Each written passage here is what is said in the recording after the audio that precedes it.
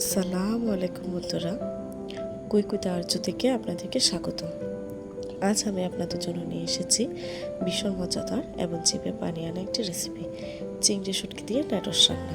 যারা শুটকি পছন্দ করেন তাদের এই রেসিপিটি অসম্ভব ভালো লাগবে। প্রথমে কড়াইতে তেল গরম করে নিচ্ছি।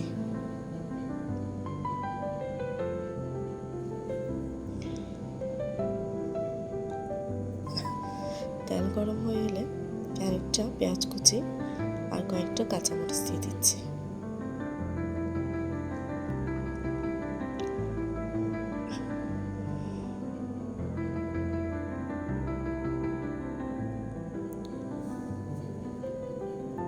পেঁয়াজ হালকা নরম হলে এর মধ্যে দিয়ে দিব চিংড়ির শুটকিগুলো।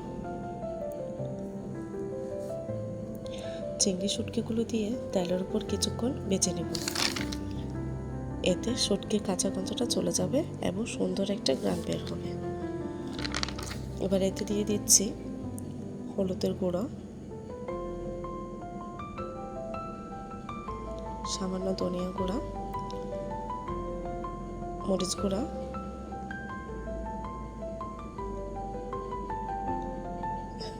স্বাদ মতো লবণ।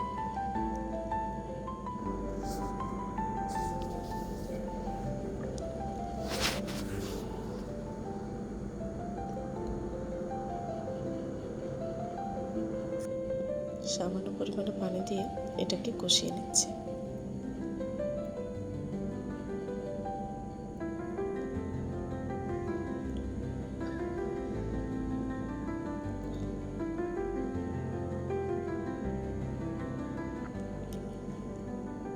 এবার এটাতে আমি দিয়ে দিচ্ছি 1 চা চামচ আদা রসুন পেস্ট।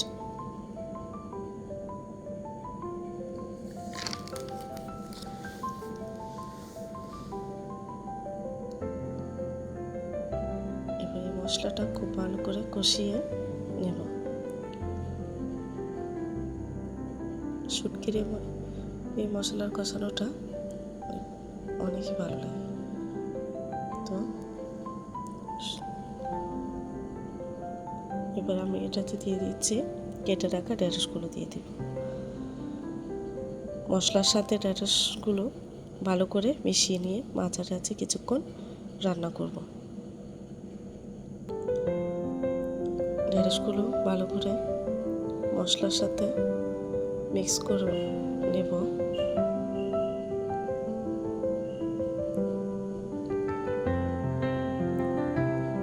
এতে বেশি না, সামান্য একটু পানি অ্যাড করব যাতে নিচে মশলাগুলো পুড়ে না যায়।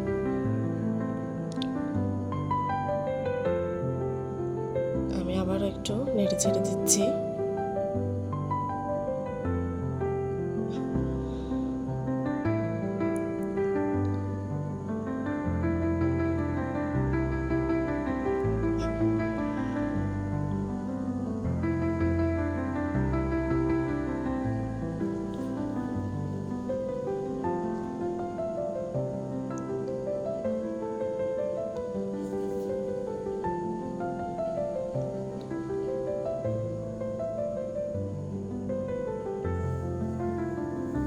অল্প কিছুটা ধনেপাতা কুচি অ্যাড করে দিচ্ছি।